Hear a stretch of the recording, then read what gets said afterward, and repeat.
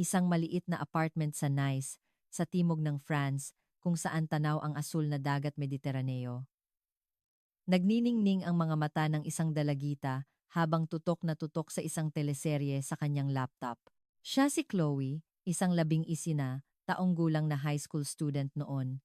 At sa araw na iyon, sinabi niya sa kanyang ina, "Pag naging legal age na ako, pupunta talaga ako ng Pilipinas." Para sa mga tao sa paligid niya, isa lamang itong panandaliang kapritso ng isang teenager, ngunit seryoso ang kanyang desisyon. Ilang taon ang lumipas, sakay ng eroplanong patungong Pilipinas si Chloe. Sinimulan niya ang isang bagong buhay sa isang maliit na panaderya sa poblasyon, Makati, kung saan alas 5 pa lang ng umaga ay nagbubuhat na siya ng mga sako ng harina. Maganda at mukhang mahinhin, ngunit dahil lumaki sa baybayin ng Nice, mas matatag siya kaysa kaninuman. Pagkatapos ng 2 taon ng walang tigil na pagtatrabaho at pagpapahusay ng kanyang kakayahan, nagpasya si Chloe na magsarili at nagsimulang ihanda ang sarili niyang online dessert brand.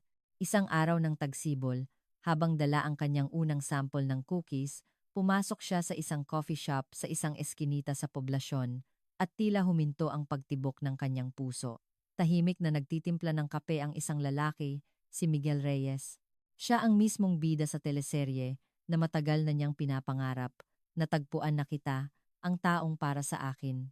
Simula sa araw na iyon, araw-araw na nagbe-bake si Chloe ng iba't ibang cookies at bumibisita sa coffee shop na iyon. Sa huli, binuksan din ni Miguel ang kanyang puso sa katapatan ni Chloe.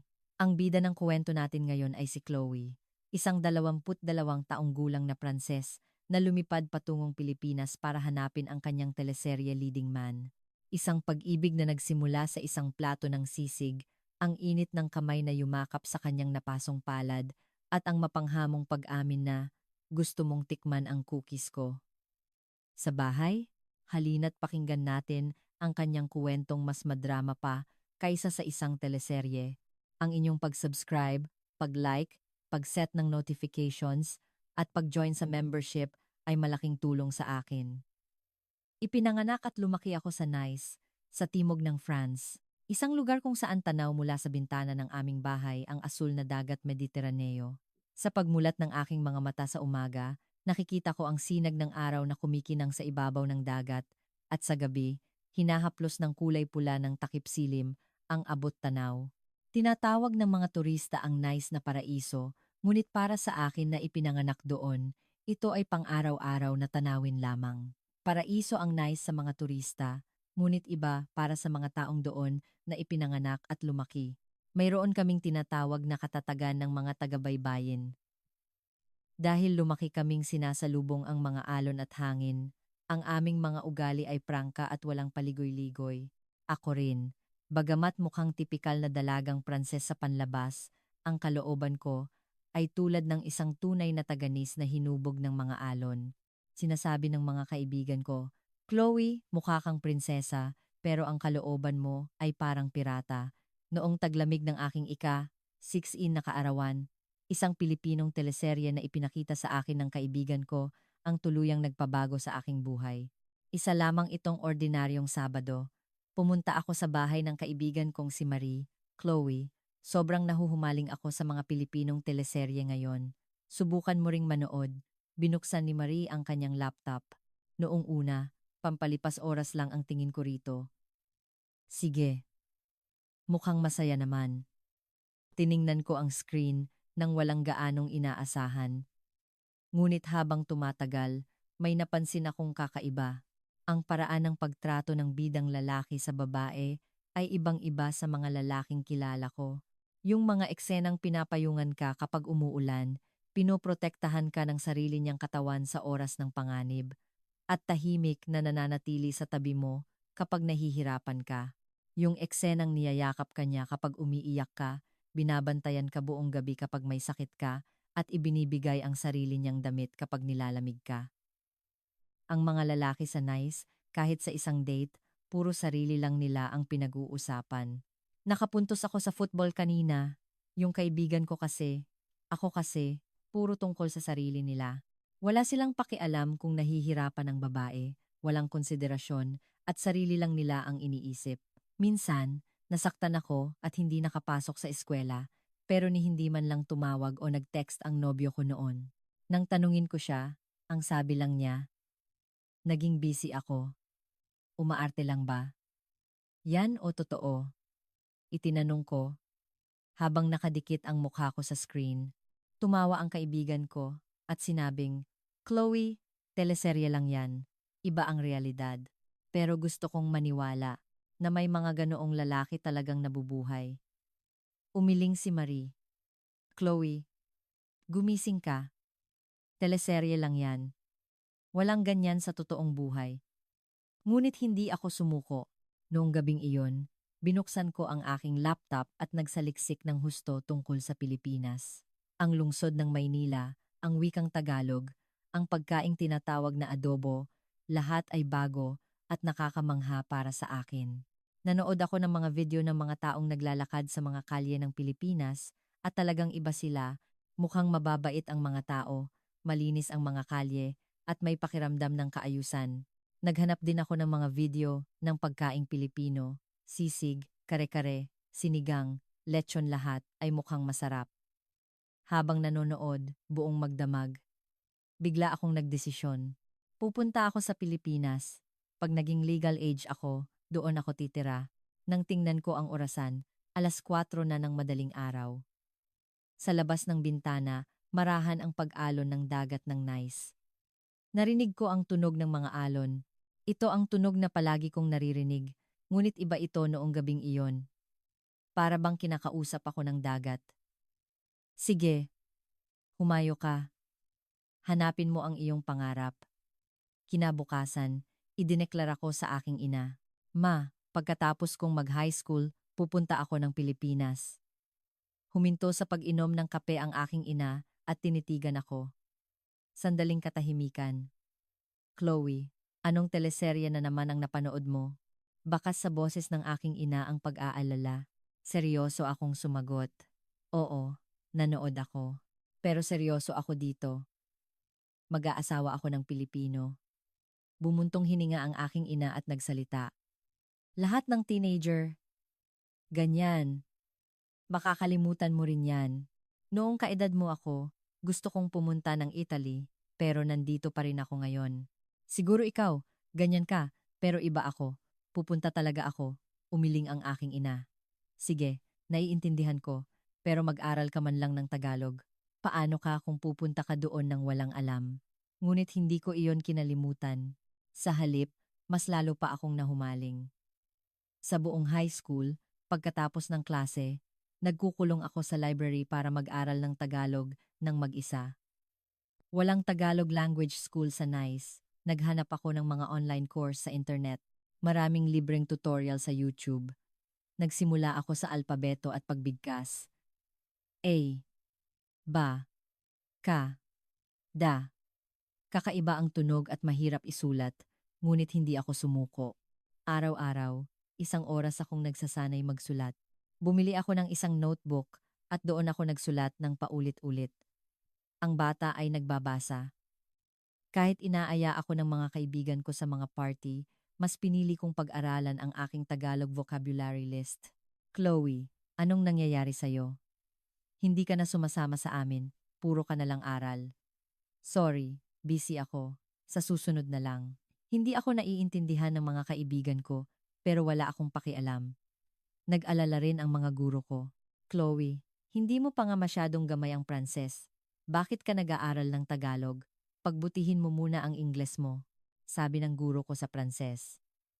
Ngumiti ako at sumagot, nandoon po ang kinabukasan ko. Ang Pilipinas ang aking tadhana. Umiling ang guro habang paalis, ngunit hindi ko iyon pinansin. Matatag ang aking pangarap. Pagkalipas ng 6 na buwan, nakakabasa na ako ng Tagalog. Sinusundan ko ang subtitles ng teleserye. Bagamat hindi perpekto ang bigkas ko, nakakabasa na ako. Mahal kita. Salamat. Ayos lang. Nagsaulo ako ng mga simpleng parirala. Nagsasanay ako mag-isa sa harap ng salamin. Magandang araw po. Ako po si Chloe. Paulit-ulit, daan-daang beses kong inulit. Pagkalipas ng 1 taon, kaya ko nang makipag-usap sa simpleng paraan. Nagsimula akong makipag-language exchange sa mga Pilipino online. Nagsasanay ako ng Tagalog sa pamamagitan ng video chat. Chloe, gumagaling na ang bigkas mo, sabi ng language exchange partner ko. Salamat. Araw-araw po akong nagsasanay. Unti-unti, nagkaroon ako ng kumpiyansa. Noong summer break ng aking huling taon sa high school, nagsimula akong magtrabaho sa unang pagkakataon. Nagtrabaho ako bilang waitress sa isang cafe sa tabing dagat ng Nice. Mula alas 6 ng umaga hanggang alas 8 ng gabi, 14 na oras akong nagtatrabaho araw-araw. Namamaga ang aking mga paa at sumasakit ang aking likod, ngunit tiniis ko. Ang lahat ng perang kinita ko sa loob ng isang buwan ay ipinambili ko ng mga aklat sa Tagalog. Hindi maintindihan ng aking ina, ngunit masaya ako. Bawat hakbang ay naglalapit sa akin sa aking pangarap. Chloe, ibili mo man lang ng damit yang pera mo. Palagi na lang yan ang suot mo. Okay lang po, ma. Masaya na ako ngayon. Bumuntong hininga ang aking ina, ngunit hindi na niya ako pinigilan. Gabi-gabi, nanonood ako ng teleserye at ginagaya ang mga linya. Okay lang, nandito ako. Huwag kang mag-alala. Poprotektahan kita. Sabay kong binubuksan ang Tagalog at French subtitles at pinagkukumpara. Isang pangungusap, 10 beses kong inuulit.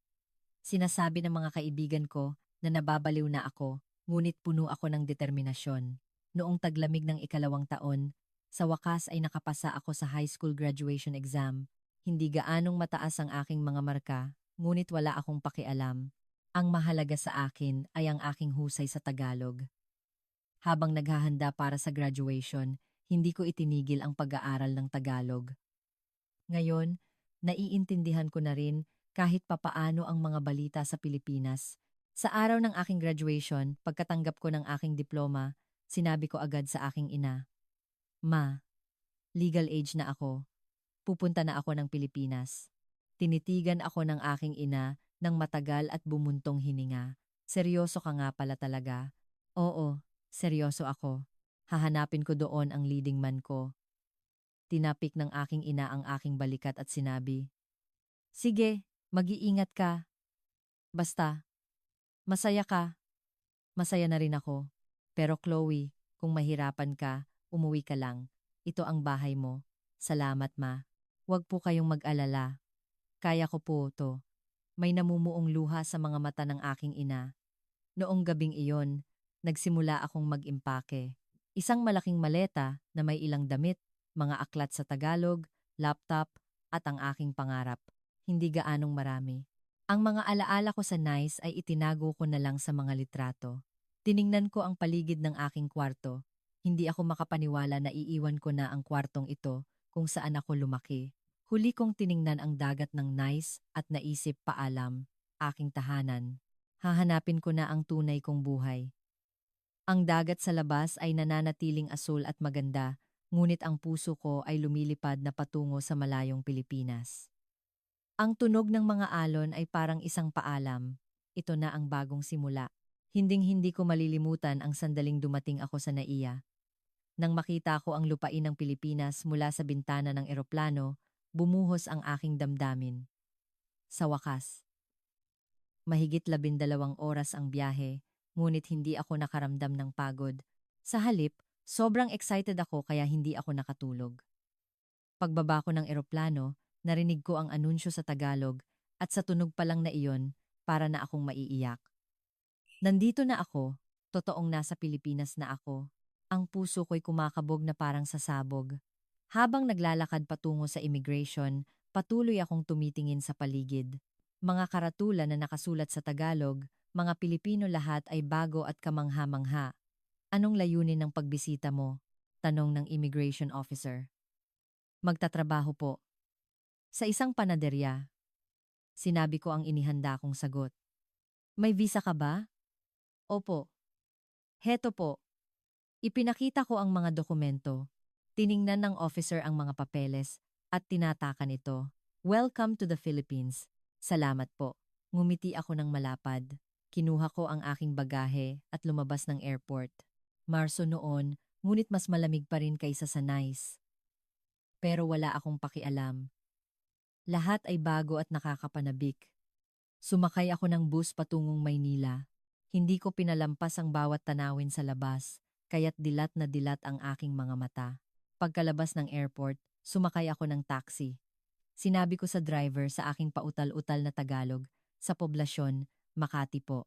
Nagulat ang driver at nagtanong, "Wow, ang galing mong magtagalog. Taga saan ka?" "Taga Nice." "France po. Sobrang gusto ko po ang Pilipinas." Ngumiti ang driver at tumango. "Aba, mabuti naman at napadpad ka rito. Maganda ang bansa namin. Pero maganda rin ang Nice. Bakit ka pa pumunta dito?" "Mas gusto ko po dito." Ang tanawin ng Maynila na dumadaan sa bintana ng sasakyan ay parang isang panaginip. Matataas na gusali, mga karatula sa Tagalog, mga taong naglalakad sa kalye. Lahat ay tulad ng nakikita ko sa teleserye. Dinikit ko ang aking kamay sa salamin at tinitigan ito ng may pagkamangha. Nang tumawid kami sa tulay sa ibabaw ng Ilog Pasig, talagang naantig ako. Ito pala ang Ilog Pasig. Ito ang ilog na maraming beses kong nakita sa teleserye. Ang tanawin ng gabi mula sa tulay ay napakaganda. Ang mga ilaw ay kumikinang, ang ilog ay umaagos, at ang mga sasakyan ay dumadaan. Lahat ay perpekto. Pagdating ko sa poblasyon, nakita ko ang mga gusaling may halong impluensyang dayuhan. Parang nasa ibang bansa pa rin ako. Ngunit nang tingnan kong mabuti, iba pala. Isang magandang halo ng kultura ng Pilipinas at dayuhan. Ang mga karatula ay nasa Tagalog, ngunit ang arkitektura ay may ibang dating, kakaiba at nakakatuwang pakiramdam. Tumayo ako sa harap ng isang maliit na panaderya. Ito ang lugar na kinausap ko sa email, isang panaderya na pag-aari ng isang French-Filipina. Sa salamin, nakadisplay ang mga tinapay, at ang matamis na amoy ay umaabot hanggang sa labas. Huminga ako ng malalim at binuksan ang pinto. Pagbukas ko ng pinto, sumalubong sa akin ang amoy ng bagong lutong tinapay. Ang amoy ng butter, harina, at asukal na magkakahalo. Ito ay isang pamilyar na amoy na naamoy ko na sa mga panaderya sa Nice, ngunit sa hindi malamang dahilan, ito ay mas espesyal. Lumabas ang may-ari mula sa loob, nakasuot ng apron. "Ikaw ba si Chloe? Welcome. Hindi ka ba napagod sa biyahe?" Mainit akong tinanggap ng may-ari. Siya ay isang babae na nasa kalagitnaan ng kanyang 40s. Dahil may lahing Pranses, marunong din siyang mag-Pranses. "Opo, ayos lang po. Sa wakas, nakarating na ako sa Pilipinas. Mabuti naman. Halika, ipapakita ko muna sa iyo ang tutuluyan mo. May maliit na kwarto dito sa itaas." Umakyat kami sa hagdan at may isang napakaliit na kwarto. Isang kama, isang mesa, at isang maliit na aparador. Iyon lang ang laman. Mula sa bintana, tanaw ang mga kalye ng poblasyon. Ngunit para sa akin, ito ay parang isang palasyo. "Ito ang kwarto ko?" "Oo, nagustuhan mo ba?" "Opo. Sobrang ganda po." "Salamat." Inayos ko ang aking mga gamit at tumingin sa labas. Tanawin ng gabi sa Maynila. Ibang-iba sa dagat ng Nice, ngunit sa hindi malamang dahilan na panatag ang aking kalooban. Simula ngayon, ito na ang bahay ko. Humiga ako sa kama at tiningnan ang kisame. Hindi ko namalayan ang oras. Totoong nasa Pilipinas na ako. Kinabukasan, 5:00 ng umaga, unang araw ko sa trabaho. Nagising ako sa tunog ng alarm, nagsuot ng uniforme at bumaba. Halo-halong kaba at pananabik. Nandoon na ang may-ari. Nagmamasa na siya ng harina. "Chloe, nakatulog ka ba ng maayos?" "Opo, madam." "Ano po ang ipapagawa ninyo?" "Chloe, simula ngayon, ituturo ko sa iyo ang mga pangunahing kaalaman. Magsimula tayo sa pagbubuhat ng mga sako ng harina." Itinuro ng may-ari ang bodega. Ang mga sako ng harina ay nakatambak na parang bundok. Buong sigla akong sumagot. "Sige po, madam." Itinaas ko ang manggas ng aking damit at pumasok sa bodega. Mas mabigat pala ang sako ng harina kaysa sa inaasahan ko. Ang paglilipat ng mga sako na may timbang na 20 kilo mula sa bodega patungo sa kusina ang una kong gawain. Nang buhatin ko ang isa, nagulat ako sa bigat. Napakabigat. Pero hindi ako pwedeng sumuko. Isa, 2, 3, 5 nanginig na ang mga braso ko, ngunit hindi ako pwedeng sumuko. Ganito ba talaga kahirap? Lumaki ako sa baybayin ng Nice. Kinaya ko ang mga alon, kaya ito pa kaya? Sigaw ko sa sarili habang patuloy na nagbubuhat. Pawis na pawis ako. Basang-basa ang aking uniforme, ngunit hindi ako huminto. Tinitingnan ako ng may-ari at nakangiti. Chloe, wag mong pilitin ang sarili mo. Dahan-dahan lang. Unang araw mo pa lang. Hindi po. Okay lang. Malakas po ako. Tumango ang may-ari sa aking sagot. Sige, pero kung nahihirapan ka na talaga, sabihin mo lang. Opo. Nang araw na iyon, 30 sako ng harina ang aking binuhat. Sa gabi, hindi ko na maangat ang aking mga braso. Pag-akyat ko sa kwarto, bumagsak ako sa kama. Masakit ang buong katawan ko. Ganito rin kaya bukas? Nag-alala ako, ngunit kasabay nito, nakaramdam ako ng tagumpay. Natapos ko ng maayos ang unang araw ko sa trabaho. Kinabukasan, nagsimula na akong matuto ng mga teknik sa pagbe-bake, paano magmasa. Mabait na nagturo ang may-ari. Chloe, kapag nagmamasa, kailangan mong gamitan ng ganitong lakas. Kung masyadong malakas, titigas ang tinapay. Kung masyadong mahina, hindi ito aalsa. Ganito po ba? Ginaya ko ang may-ari. Oo, tama yan. Ang ganda ng mga kamay mo, Chloe. Tamang-tama para sa pagbe-bake. Nasiyahan ako sa papuri ng may-ari. Salamat po, madam. Mas lalo kong pinagbuti ang pagmamasa. Pagkalipas ng 1 linggo, nagkaroon na ako ng routine. 5:00 ng umaga, gigising. 5:30, maglilinis ng kusina. 6:00, magsisimulang magmasa. 7:00, unang luto ng tinapay. Baguette, croissant, pandesal, ensaymada, iba't ibang uri ang natutunan ko. Sa tanghalian, kumakain ako ng niluto ng may-ari. Adobo, sinigang, tinola. Talagang masarap ang pagkaing Pilipino. Madam, ang sarap po nito. Talaga? Mabuti naman at nagustuhan mo. Habang kumakain, nag-uusap kami sa Tagalog. Unti-unting gumagaling ang aking Tagalog. Sa hapon, naghuhugas ako ng pinggan at nag-aayos. Pagdating ng 6:00 ng gabi, tapos na ang trabaho. Umaakyat ako sa aking kwarto para mag-aral ng Tagalog. Nanonood ng teleserye, balita, at nakikipag-chat sa mga kaibigang Pilipino. Bawat araw ay puno ng kabuluhan. Pagkalipas ng 1 buwan, nasanay na ang aking katawan. Ang sako ng harina na dati mabigat, ngayon ay magaan na lang. Naging bihasa na rin ako sa pagmamasa. Pinuri ako ng may-ari. Chloe, may talento ka. Sa bilis mong matuto, malapit ka nang maging mahusay na panadero. 1 buwan pa lang pero ganito ka nakagaling. Talaga po, madam? Oo, totoo. Sa totoo lang, nag-alala ako dahil galing ka sa ibang bansa, pero napakasipag mo. Lalo akong ginanahan sa papuri ng may-ari. Nangako akong mas pagbubutihin ko pa.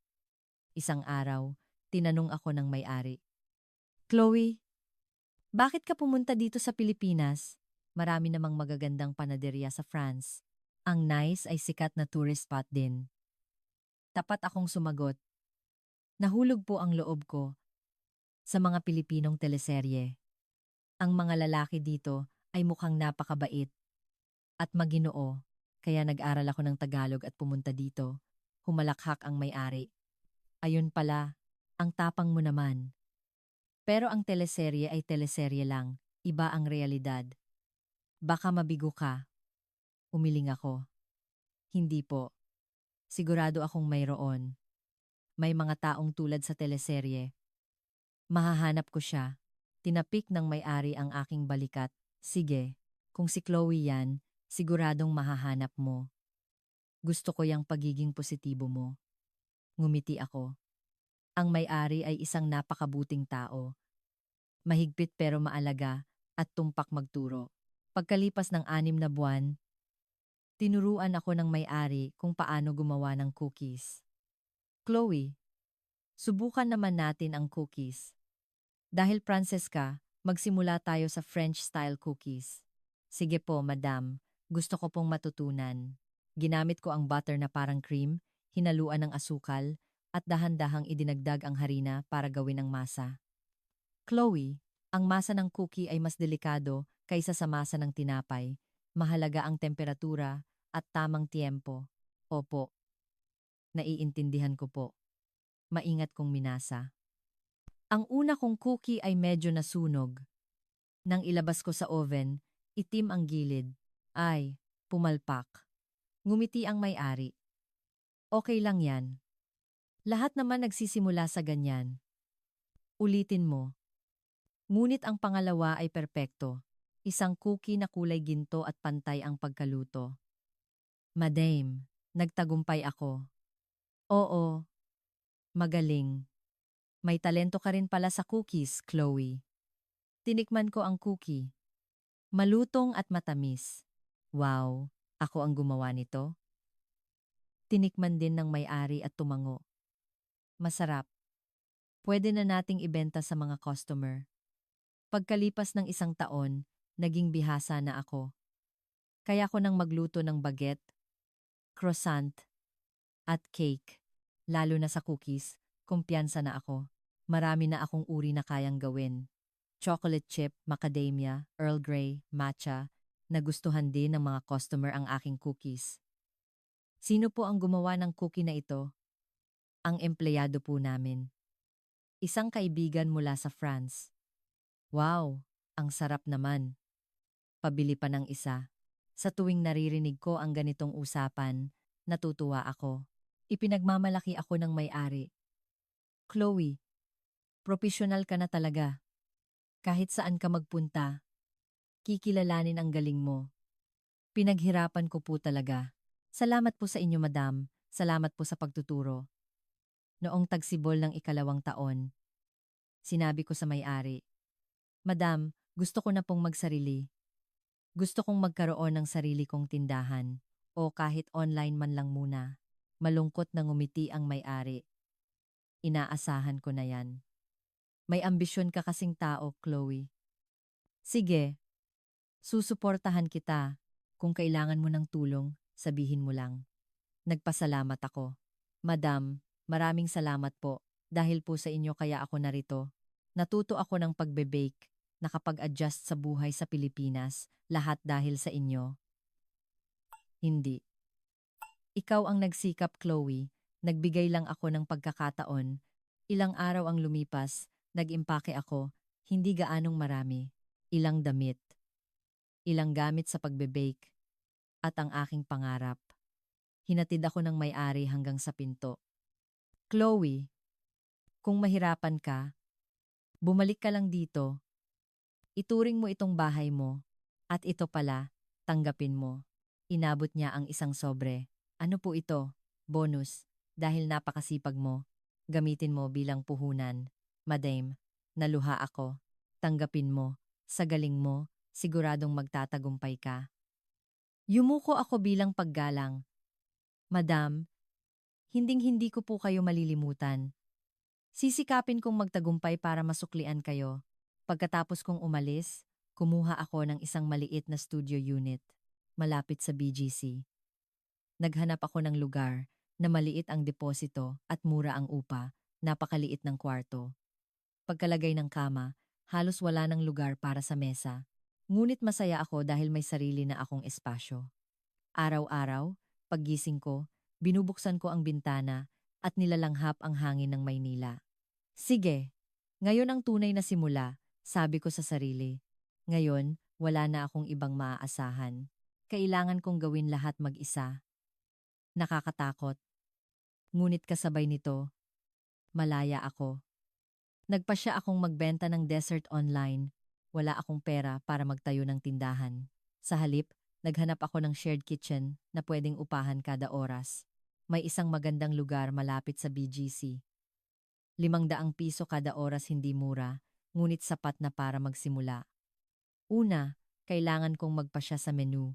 Ang cake ay mahirap i-deliver at ang tinapay ay sobrang dami ng kakumpetensya. Cookies na lang. Kung maganda ang packaging, pwede ring pangregalo. Isinulat ko ang menu sa aking notebook. Chocolate chip cookie, Earl Grey cookie, matcha cookie, strawberry cookie, calamansi cookie, macadamia cookie, cinnamon cookie. Gumawa ako ng 10 uri ng menu. Sa bawat cookie, isinulat ko ang katangian nito. Chocolate chip cookie, Belgian chocolate ang gamit. Earl Grey cookie, French tea ang gamit. Matcha cookie, Japanese uji matcha ang gamit. Nagpasya akong gumamit ng dekalidad na sangkap. Kahit medyo mahal, sa kalidad ako lalaban. Kinabukasan, nagsimula akong gumawa ng mga sample. Inupahan ko ang shared kitchen at buong araw na nag-bake ng cookies. Mula alas 8 ng umaga hanggang alas 8 ng gabi, 12 oras akong walang tigil sa pagbe-bake. Noong una, masyadong matigas. Ang pangalawa, masyadong madurog. Ang pangatlo, masyadong matamis. Pang-apat, panlima, pang-anim paulit-ulit na pagkabigo. Bakit ayaw gumana? Naramdaman ko ang pagkadismaya, ngunit hindi ako pwedeng sumuko. Pampito, pangwalo, pansiyam unti-unting gumaganda. Sa pang-10 subok, isang perpektong cookie ang lumabas. Ito na yon. Sa wakas, nagtagumpay ako. Binalot ko ng maganda ang mga sample. Inilagay sa transparent na plastic bag, tinalian ng asul na ribbon, at nilagyan ng sulat kamay na thank you card. Dahil ito ang unang cookie, gusto kong iregalo sa isang tao. Kanino ko kaya ibibigay? Pagkatapos mag-isip, lumabas na lang ako dala-dala ito. Nagpasya akong ibigay ito sa sinumang mabuting taong makikilala ko. Naglakad ako papunta sa direksyon ng poblasyon. Walang partikular na dahilan. Noong araw na iyon, doon ako dinala ng aking mga paa. Mainit ang sikat ng araw ng tagsibol. Nagsisimula ng mamukadkad ang mga bulaklak ng bougainvillea. Habang naglalakad sa isang eskinita, isang magandang coffee shop ang nakakuha ng aking pansin. Kape tayo, nakasulat sa isang maliit na karatula. Simple at malinis. Mula sa salamin, sumisilip ang mainit na ilaw at sa loob, may nagtitimpla ng kape. May kakaibang paghatak akong naramdaman. Papasok kaya ako? Itinulak ko ang pinto. Tumunog ang kampanilya. Welcome po, isang malumanay na boses ang narinig ko. Nang iangat ko ang aking ulo, isang lalaki ang nakatayo. Sa likod ng counter, nagtitimpla siya ng kape. Biglang, tila huminto ang tibok ng aking puso. Matangkad, may mabait na mga mata, at may mainit na ngiti. Eksakto ang itsura niya sa mga napapanood ko sa teleserye. Kumabog ang dibdib ko. Siya. Hindi ako makapagsalita. Anong order niyo po? Tanong niya. Malambing ang kanyang boses. Sinubukan kong kumalma. Isang Amerikano po. Hirap kong nasabi. Nanginginig ang aking boses. Tumango siya at nagsimulang magtimpla ng kape. Pinanood ko ang kanyang likod. Ang paggiling niya ng kape, pagkuha ng espresso, at pagbuhos ng tubig. Bawat kilos niya ay puno ng ingat. Siya na nga, ang taong nakikita ko sa teleserye. Sigurado na ako. Inabot na niya ang kape. Heto po, enjoy your coffee. Nanginginig ang kamay ko habang inaabot ang kape. Salamat po. Umupo ako at humigop ng kape. Masarap at banayad.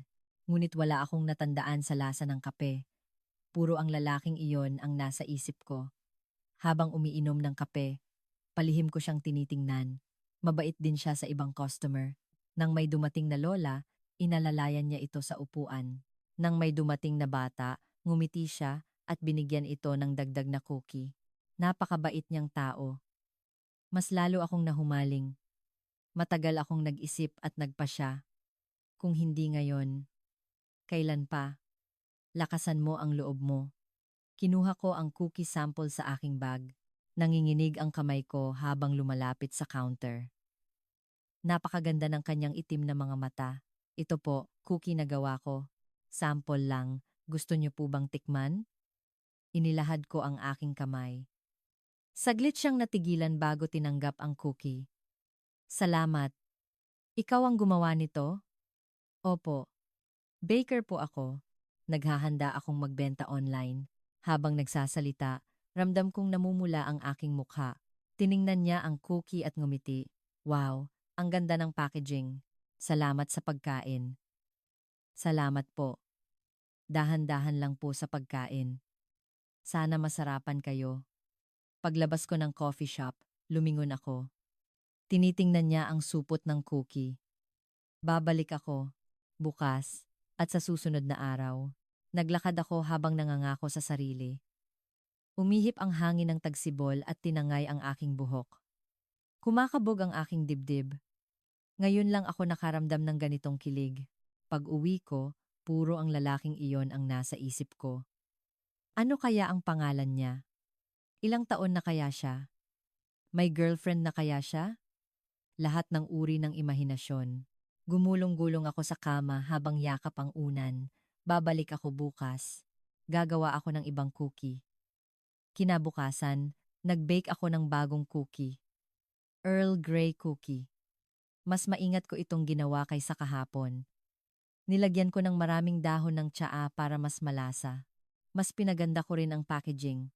Tinalian ko ng kulay ube na ribbon at dinikitan ng lavender sticker. Pupunta ako ngayon. Bibigyan ko ulit siya. Naglakad ako papunta sa coffee shop na iyon na may pananabik. Parehong daan tulad ng kahapon, ngunit mas kinikilig ako. Dumating ako sa harap ng coffee shop. Huminga ako ng malalim at binuksan ang pinto. Pagbukas ko ng pinto, nandoon siya. Ngayon, nakasuot siya ng apron. Bumalik ka pala. Nakilala niya ako. Kumabog na naman ang dibdib ko. Opo, masarap po kasi ang kape niyo. At ito po. Earl Grey cookie naman ngayon. Inabot ko ulit ang cookie. Ngumiti siya habang tinatanggap ito. Araw-araw mo ba akong bibigyan nito? Pabiro niyang sabi. Eh, baka nga po. Ngumiti rin ako at sumagot. Salamat. Masarap yung cookie kahapon. Talaga po? Oo, totoo. Ang sarap ng chocolate chips. De kalidad. Sa papuri niya, parang lumilipad ako sa tuwa. Mabuti naman po. At nagustuhan nyo. Masaya po ako. Aasahan ko yung ngayon. Umorder ako ng kape at umupo. Ngayon, mas matagal ako ng kaunti kaysa kahapon. Simula sa araw na iyon, araw-araw na akong bumibisita sa coffee shop. Nagbe-bake ako ng cookies sa shared kitchen, binabalot, at dinadala sa coffee shop niya. Chocolate cookie, strawberry cookie, matcha cookie, calamansi cookie, macadamia cookie, cinnamon cookie. Araw-araw, iba't ibang cookie ang dinadala ko. Nasanay na rin siya sa akin. Pagbukas ko ng pinto, ngingitian niya ako. Anong cookie natin ngayon? Siya na ang unang nagtatanong. Cinnamon cookie po. Ito ang pinaka-confident ako. Talaga? Mukhang masarap yan.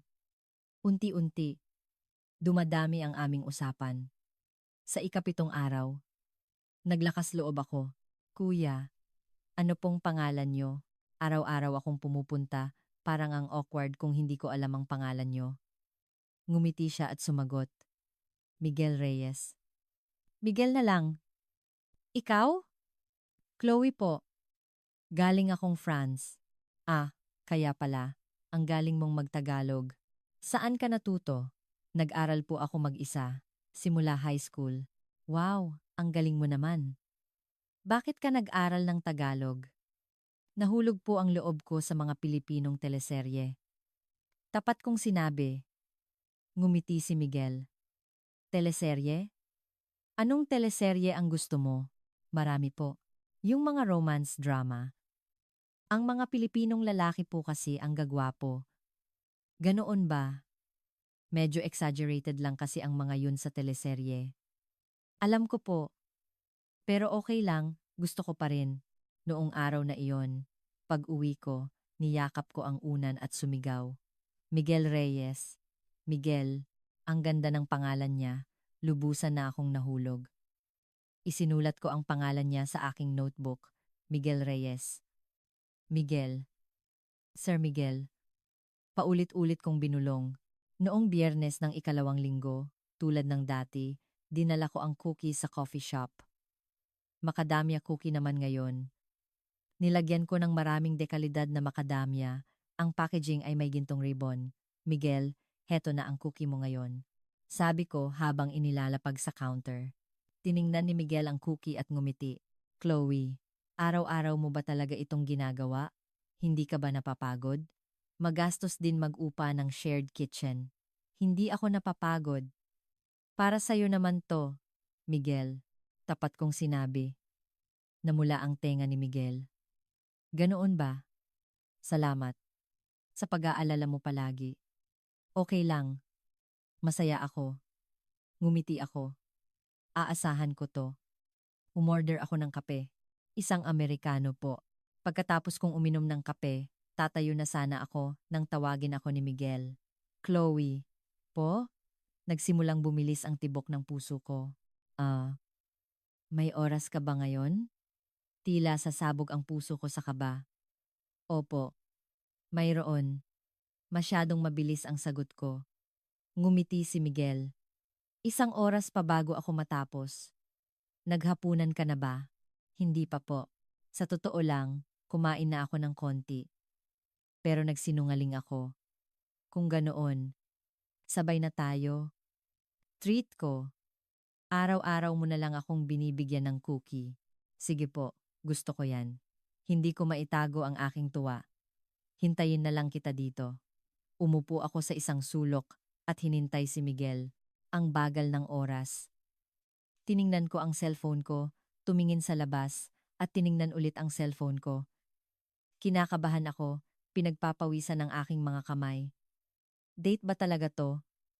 O kakain lang? Pagkalipas ng isang oras, tinanggal ni Miguel ang kanyang apron. Chloe, tara na. Lumabas kami ng coffee shop. Malamig ang hangin ng gabi ng Tagsibol. Halos namumukadkad na ang mga bulaklak. Ang ganda ng mga bulaklak. Oo, ito ang pinakamagandang panahon. Anong gusto mong kainin? Tanong ni Miguel. Walang pag-aalinlangan akong sumagot. Sisig po. Nagulat si Miguel. Sisig? Akala ko pasta o steak ang gusto mo dahil taga-France ka. Hindi po. Sisig ang paborito ko. Simula nang dumating ako sa Pilipinas, nahumaling na ako. Medyo maanghang, pero masarap. Ngumiti si Miguel. Ganoon ba? Sige, may alam akong masarap na kainan, hindi gaanong maanghang. Naglakad kami sa isang makitid na eskinita. Habang magkatabing naglalakad, laging nagkakadikit ang aming mga braso. Sa tuwing nangyayari iyon, kumakabog ang aking dibdib. Isang maliit na kainan na may lumang karatula. Dito yon. Hindi gaanong maganda, pero masarap talaga. Dito ako kumakain simula noong estudyante pa ako. Binuksan ni Miguel ang pinto para sa akin. Isang maliit na espasyo na may 4 na mesa lamang.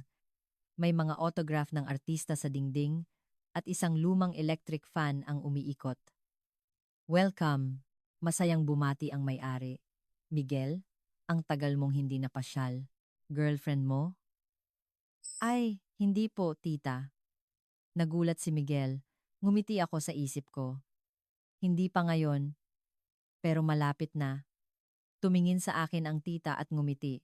Ang gandang dalaga naman ang kasama mo. Kumain kayo ng mabuti. Umorder kami ng sisig at kanin. Chloe, masarap din ang tokwat baboy nila. Gusto mo? Sige po. Nagdagdag kami ng tokwat baboy. Habang naghihintay, nagtanong si Miguel. Chloe, bakit ka nga pala pumunta sa Pilipinas? Dahil ba talaga sa teleserye? Opo, totoo po. Noong high school, nanood ako ng Pilipinong teleserye at sobrang humanga ako sa bida.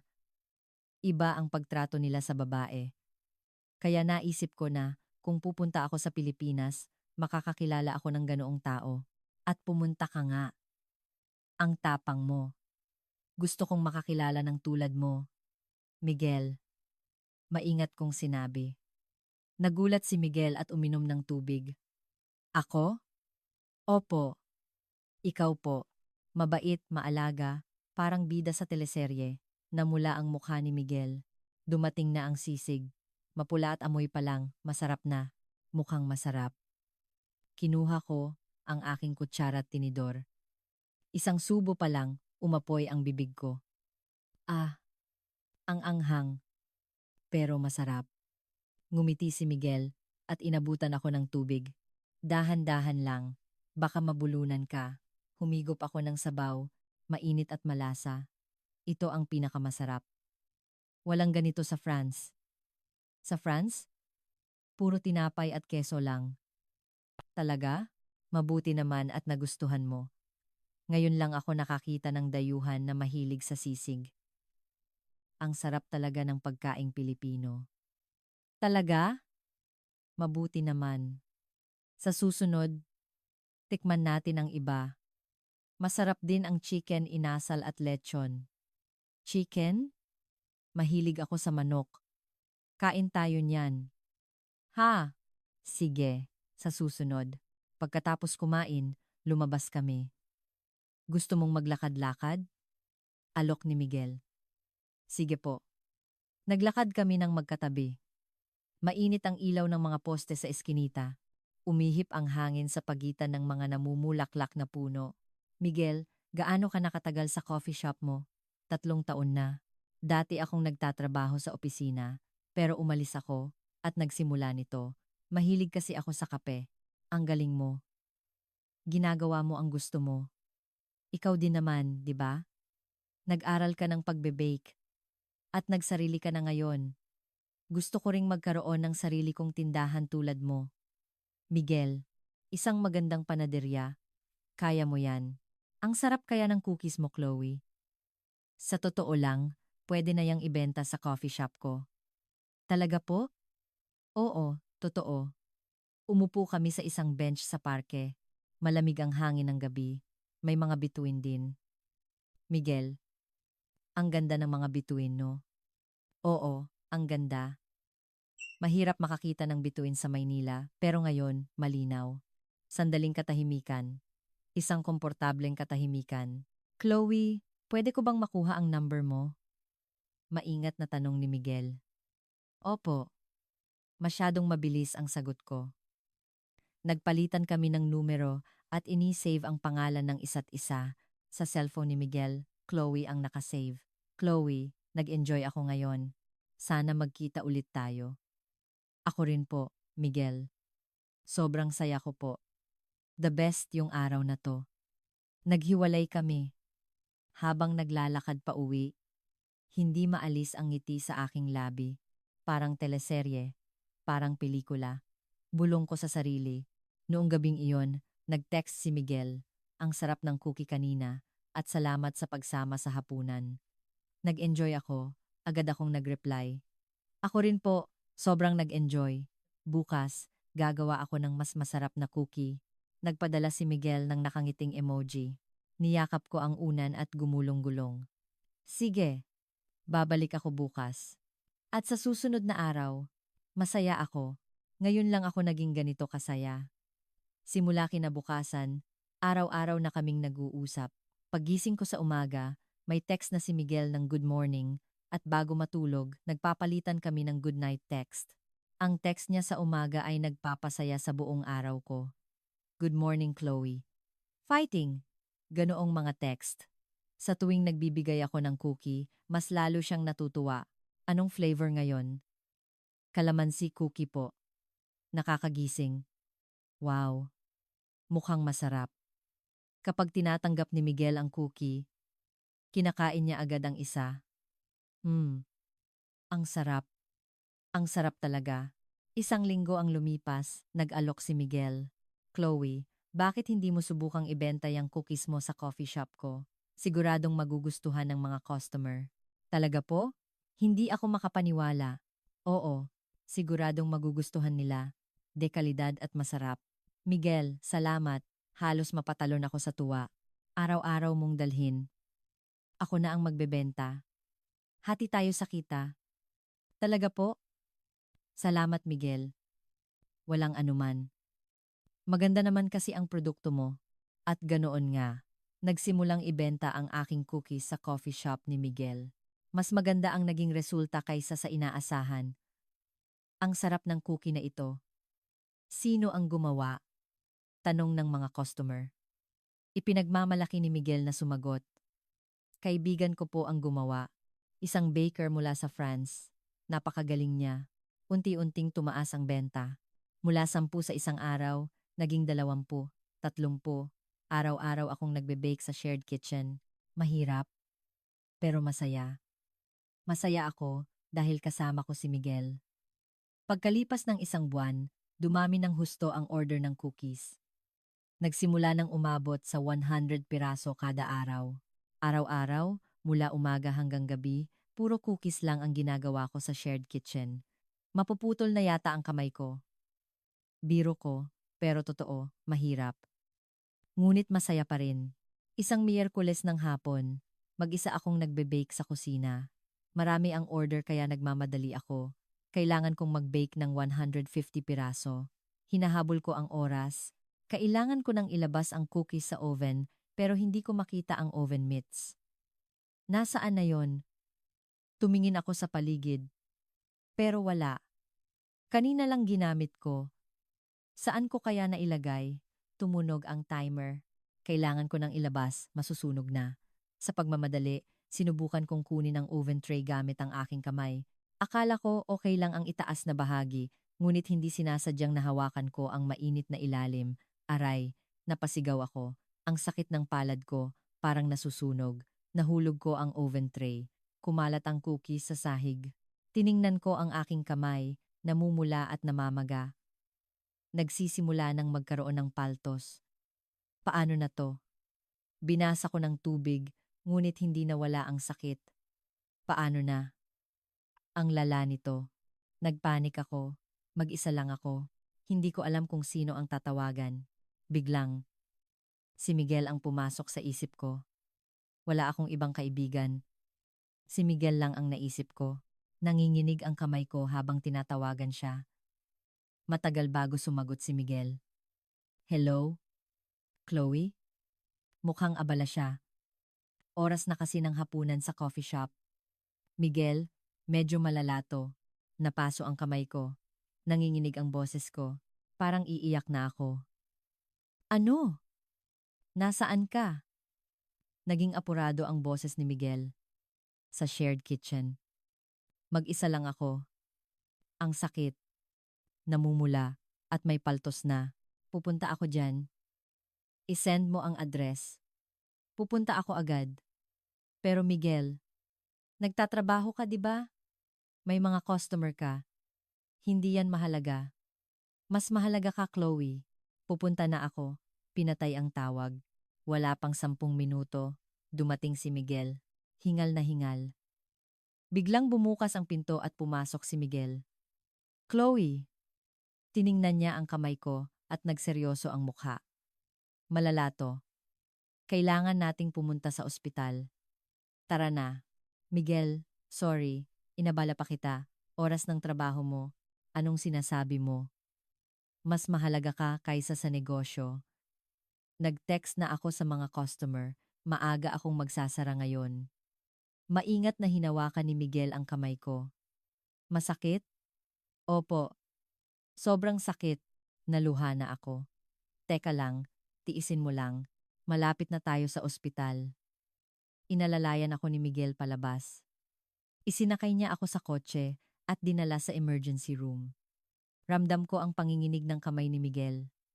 Sa loob ng kotse, nagsalita si Miguel, Chloe, delikado kapag mag-isa kang nagtatrabaho. Sa susunod, tutulungan kita. Pupunta ako sa shared kitchen para tulungan ka. Pero busy ka rin, Miguel. Kailangan mong asikasuhin ang coffee shop. Okay lang yan. Gagawa tayo ng paraan. Kukuha ako ng isang empleyado pa. Seryoso ang boses ni Miguel. Ramdam ko ang kanyang sinseridad. Miguel, Chloe, nag-aalala ako sa'yo. Baka masaktan ka ulit kapag mag-isa ka. Salamat, Miguel. Naluha ako. Dumating kami sa emergency room. Tiningnan ng doktor ang aking kamay at sinabi, second-degree burn ito. Lalagyan natin ng gamot at bebendahan. Kailangan mong mag-ingat ng 1 linggo. Huwag mong babasain. Opo, doktor. Habang ginagamot, nasa tabi ko si Miguel. Hawak-hawak niya ang isa kong kamay. Okay lang, Chloe. Gagaling din yan agad. Pagkatapos ng gamutan, lumabas kami. May puting benda ang aking kamay. Miguel, maraming salamat talaga. Itinigil mo pa ang trabaho mo para sa akin. Baka nadismaya ang mga customer mo. Natural lang yan. Nasaktan ka. Chloe, ano bang mas mahalaga kaysa doon? Hinaplos ni Miguel ang aking ulo. Sa sandaling iyon, parang maiiyak na ako. Ngayon lang ako nakakilala ng tulad mo. Parang bida ka talaga sa teleserye. Hindi. Natural lang yan. Dahil mahalaga ka sa akin. Sumakay kami sa kotse at umuwi sa aking bahay. Tanawin ng gabi sa Maynila ang dumadaan. Tahimik na nagmamaneho si Miguel. Tiningnan ko ang kanyang profile. Siya na nga, ang taong hinahanap ko. Sigurado na ako. Dumating kami sa harap ng aking bahay. Itinigil niya ang kotse at sinabi, "Mag-ingat ka sa pagpasok. Ingatan mo ang kamay mo. Bukas, dadalhan kita ng gamot." Miguel, tawag ko. Po? Maraming salamat. Ngayon lang ako nakakilala ng tulad mo. Ngumiti si Miguel. Walang anuman. Sige na, magpahinga ka na. Bababa na sana ako ng kotse nang magkalakas loob ako. Miguel, sandali lang. Bakit? Tiningnan ko si Miguel ng diretso. Ngayon, tuluyan na akong nahulog sa'yo. Nanlaki ang mga mata ni Miguel. Chloe, okay lang. Kahit hindi mo ako sagutin, gusto ko lang malaman mo ang nararamdaman ko. Gusto talaga kita, Miguel. Bumaba ako ng kotse at pumasok sa bahay. Isinara ko ang pinto at sumandal dito. Ang puso ko'y kumakabog ng malakas. Umamin ako. Umamin talaga ako. Hindi ako makapaniwala. Masakit ang kamay ko, ngunit masaya ang puso ko. Tumunog ang aking cellphone. May text mula kay Miguel. Chloe, ako rin. Nahulog na rin ako sa'yo. Gusto kitang makilala pa ng unti-unti. Gusto kong buuin natin ang relasyon natin ng dahan-dahan. Sumigaw ako. Yes. Nakalimutan ko ang sakit ng kamay ko at nagtatalon ako. Simula noon, halos araw-araw na kaming nagkikita. Habang hindi pa magaling ang kamay ko, si Miguel mismo ang nagde-deliver ng cookies. Ang cookies na ginawa ko ay dinadala ni Miguel sa coffee shop. Chloe, magpahinga ka na. Ako na ang bahala. Naluha ako sa pasasalamat. Miguel, sorry. Trabaho ko dapat to. Hindi. Nasaktan ka, di ba? Natural lang natulungan kita. Araw-araw, pumupunta si Miguel sa shared kitchen para i-package ang mga cookies na ginawa ko at dalhin sa coffee shop. Dahil doon, nakapagpahinga ang kamay ko. Pagkalipas ng 1 linggo, medyo magaling na ang kamay ko. Tinanggal ko ang benda at nagsimula ulit mag-bake. Tumulong si Miguel. Ganito ba? Opo. Ganyan ang paghalo ng masa. Mas masaya kapag magkasama kami. Hindi marunong si Miguel mag-bake pero masipag siyang matuto. Chloe, okay na ba to? Opo, perpekto. Ang galing ng kamay mo, Miguel. Magaling ka kasing magturo. Nagtawanan kami habang gumagawa ng cookies. Isang Sabado ng gabi, pagkatapos ng trabaho, sabay kaming kumain. Anong gusto mong kainin ngayon? Tanong ni Miguel. Gusto kong kumain sa bahay mo. Tapat kong sinabi. Nagulat si Miguel. Sa bahay ko? Opo. Sige. Pero maliit lang ang bahay ko. Studio unit lang. Okay lang. Maliit din naman ang bahay ko. Studio unit din. Pumunta kami sa bahay ni Miguel. Isang napakaliit na unit, ngunit malinis at maayos. Marami ring libro. Binuksan ni Miguel ang ref. Walang gaanong laman. Okay lang ba sa'yo ang instant noodles? Sige po, mahilig ako sa instant noodles. Umupo ako sa sofa at pinanood si Miguel na nagluluto. Ang natural niyang tingnan habang nagluluto sa bahay.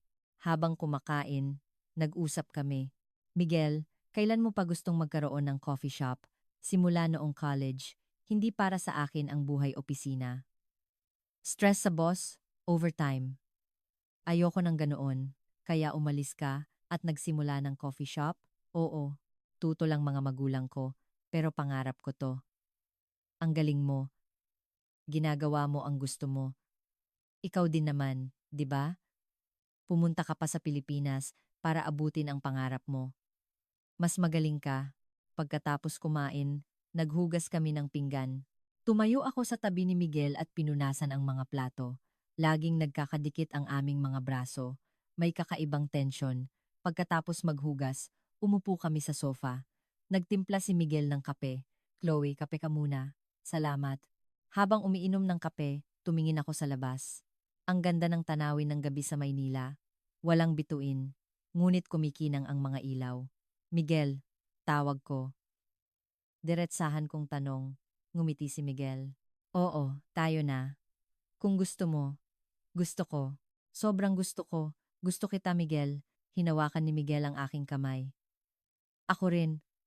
Chloe, gusto rin kita. Nagkatinginan kami. Tila huminto ang oras. Dahan-dahang lumapit si Miguel. Ang puso ko'y parang sasabog. Hinalikan niya ako. Isang malambot at mainit na halik. Tulad ng napapanood ko sa teleserye. Parang panaginip. Pagkatapos ng halik, nagyakapan kami. Miguel, ang saya ko. Ako rin, Chloe.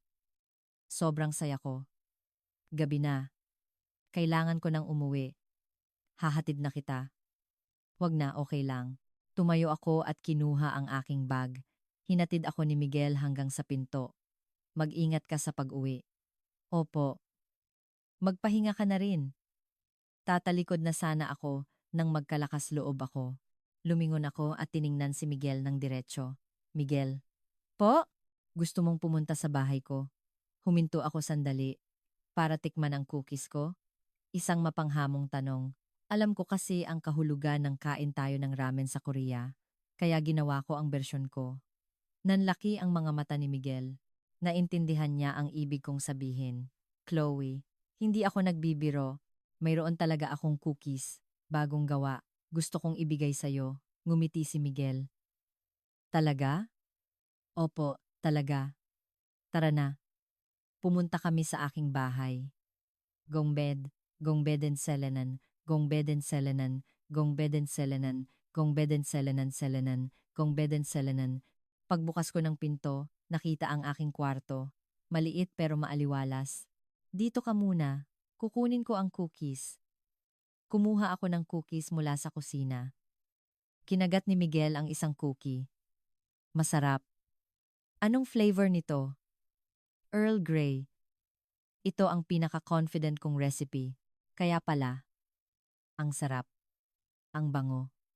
Kumain din ako ng cookie. Kumain kami habang nag-uusap. Lumalim na ang gabi. Chloe, ang sarap ng cookie na ito. Parang gusto kong kainin araw-araw. Sige, gagawan kita araw-araw. Para lang sa'yo, Miguel. Araw-araw? Hindi ka ba mapapagod? Hindi, kung para sa'yo. Masaya akong gumawa habang iniisip ka. Chloe, tiningnan ako ni Miguel. Iba ang kanyang tingin. Lumipas ang oras, naubos na ang cookies at tuloy-tuloy ang usapan. Hating gabi na. Kailangan ko na talagang umuwi, sabi ni Miguel habang tumatayo. Sandali pa, sabi ko habang hawak ang kanyang kamay. Tiningnan ako ni Miguel.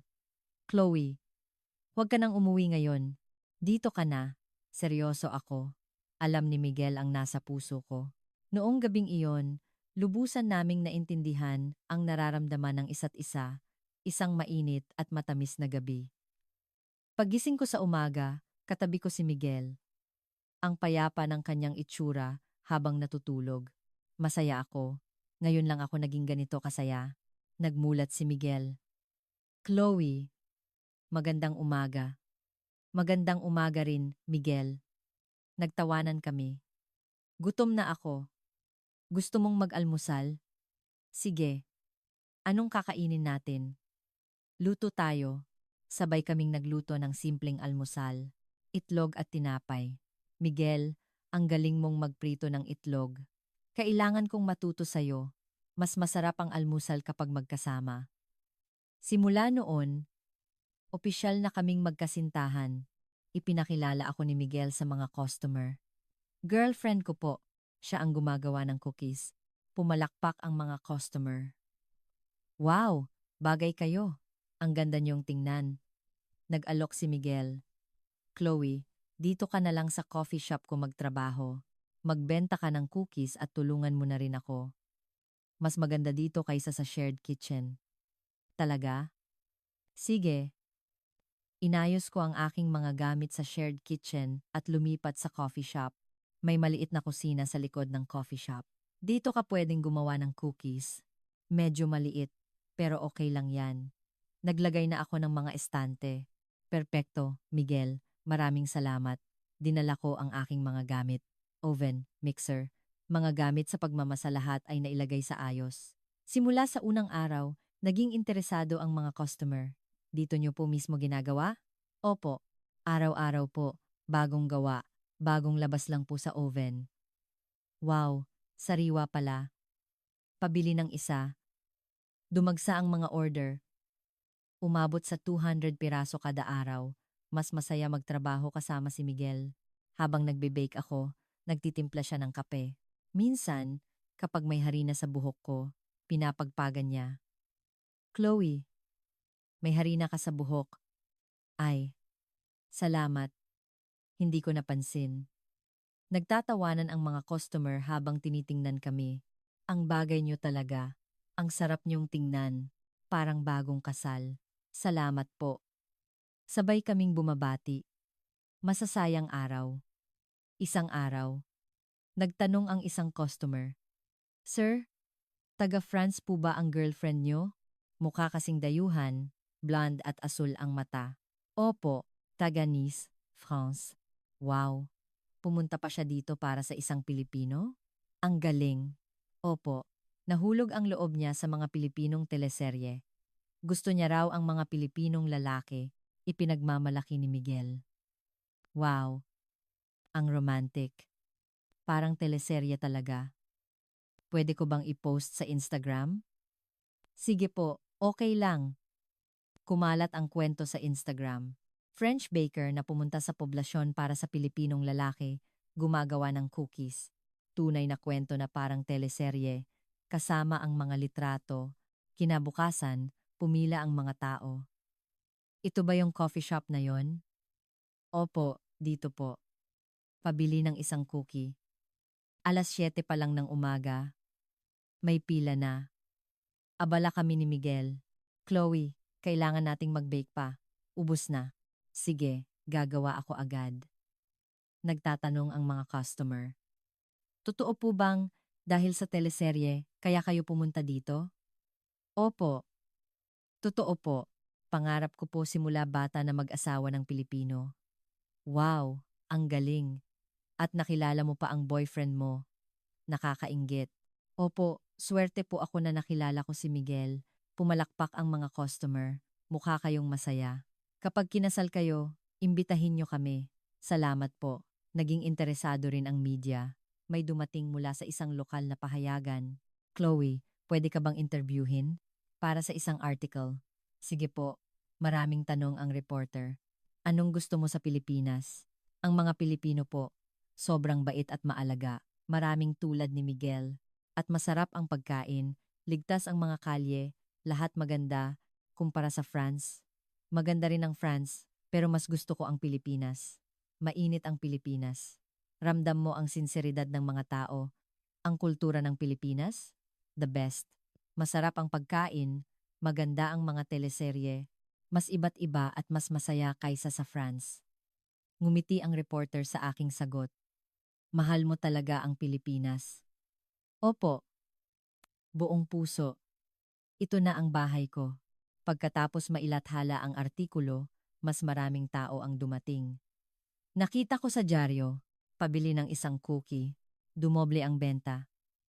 Sabi ni Miguel, Chloe dahil sa'yo, sumikat ang coffee shop. Maraming salamat. Hindi. Dahil masarap ang kape mo, Miguel.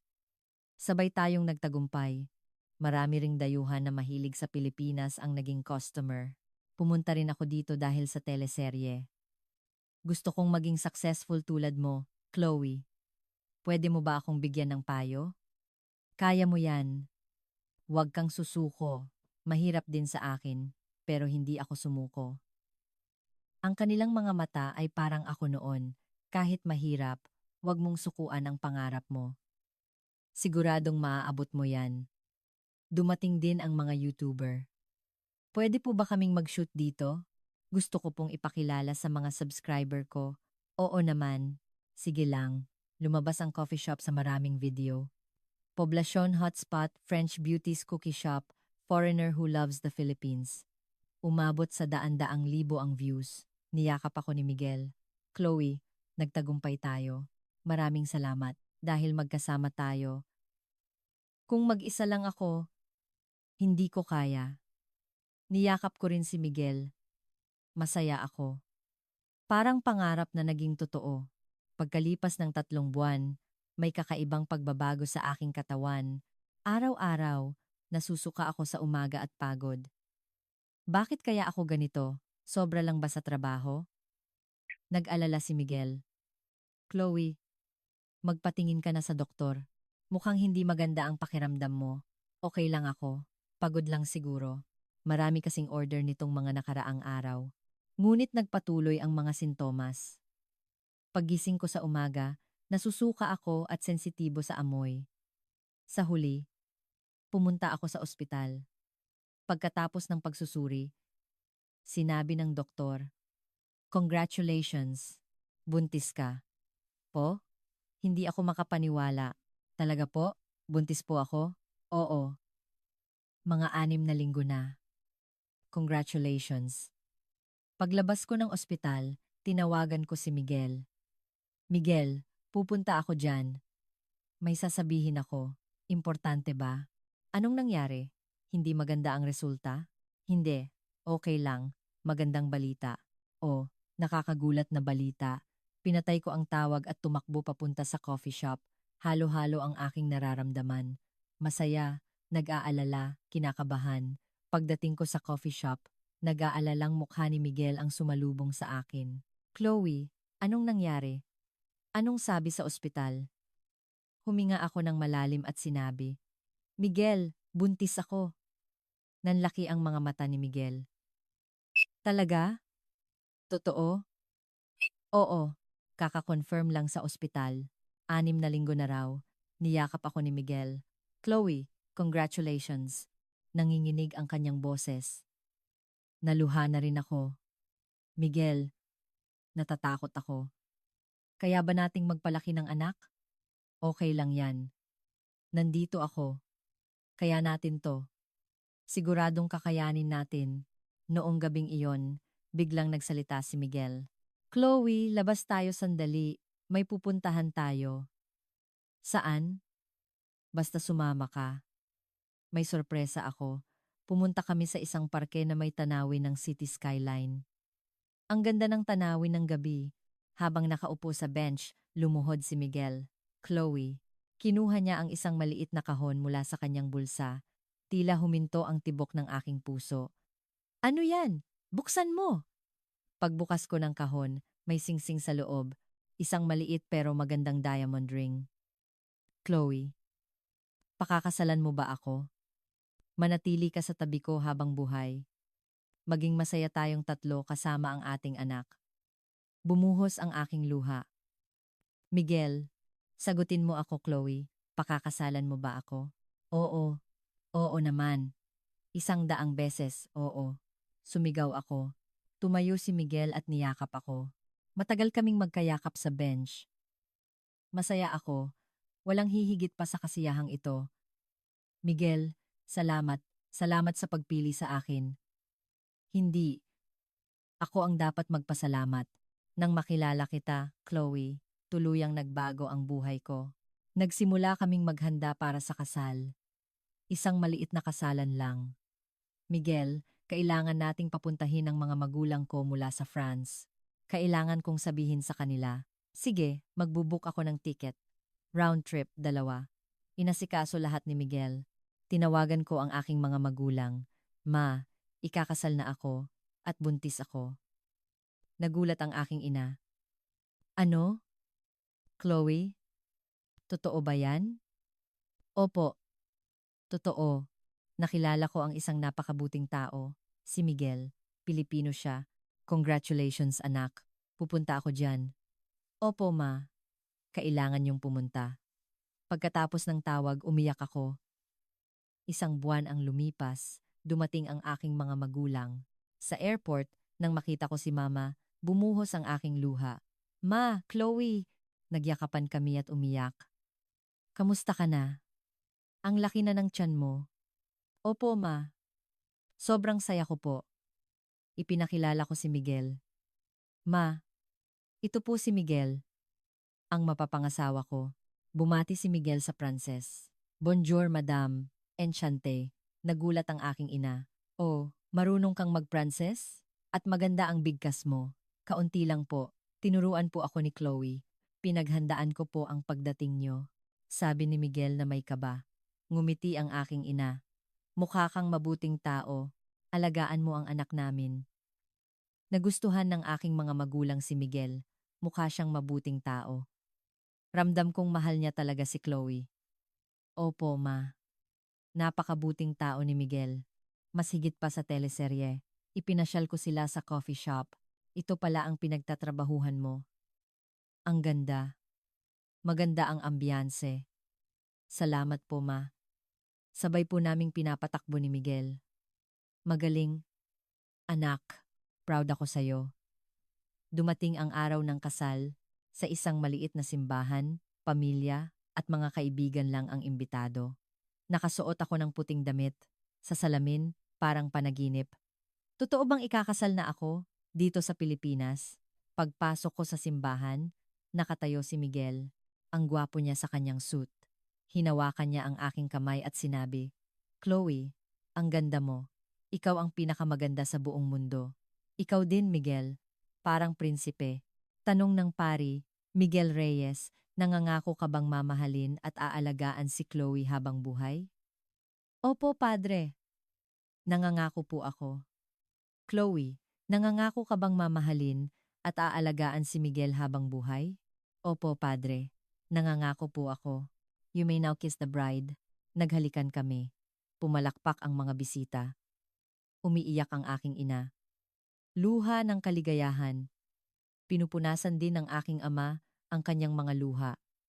Sa reception, nagbigay ako ng mensahe. Noong 16 taong gulang ako, nangarap ako dahil sa isang Pilipinong teleserye. Pangarap na pumunta sa Pilipinas at makilala ang isang taong tulad sa teleserye. Maraming nagsabi na imposible, pero hindi ako sumuko. At ngayon, ang pangarap ko ay naging totoo. Nakilala ko si Miguel, minahal, at ngayon, ikinasal na kami. Ang Pilipinas ang nagbigay sa akin ng lahat, pag-ibig, pangarap, pamilya. Sa pagkakataong ito, gusto kong magpasalamat sa Pilipinas at sa mga Pilipino. Maraming salamat po. Tumayo at pumalakpak ang mga bisita. Hinawakan ni Miguel ang aking kamay. Chloe, mahal kita. Sobrang mahal kita. Mahal din kita, Miguel. Habang buhay. Ilang buwan ang lumipas. Isinilang ang aming anak. Isang malusog na babae. Miguel, anak natin. Ang ganda niya, no? Naluha ako habang karga ang sanggol. Ang ganda. Kamukha mo, Chloe. Pareho kayo ng mata.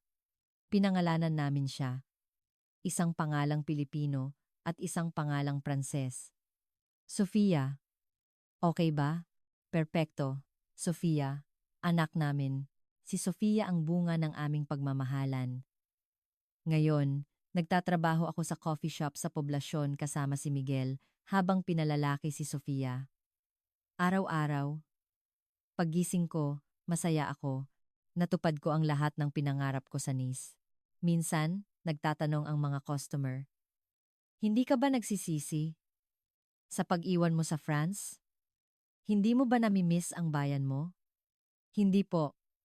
Ito ang tadhana ko. Ang Pilipinas ang bahay ko. Maganda rin ang Nice, pero ito ang tunay kong tahanan. Seryoso ako. Perpekto ang buhay ko sa Pilipinas. Si Miguel, si Sofia, at ang mga customer na araw-araw na dumarating. Lahat ng ito ay ang aking buhay. Isang buhay na mas madrama pa kaysa sa teleserye. Isang totoong kwento kung saan ako ang bida. Ako ang pinakamasayang tao sa mundo ngayon. Natupad ko ang pangarap na binuo ko noong teenager ako. Pumunta ako sa Pilipinas, natagpuan ang pag-ibig, nagkaroon ng pamilya, at ginagawa ang gusto ko. Walang hihigit pa rito. Salamat, Pilipinas. Salamat Miguel. Salamat, Sofia. Kayo ang bumuo sa aking buhay. Kumusta ang kwento natin ngayon? Kung nagustuhan ninyo, mag-subscribe, mag-like, at iset ang notifications para sa mas maraming kwento. Mag-join sa membership at i-click ang super thanks button para maibahagi ang mga nakakaantig na kwento sa mas maraming tao. Salamat sa panunood.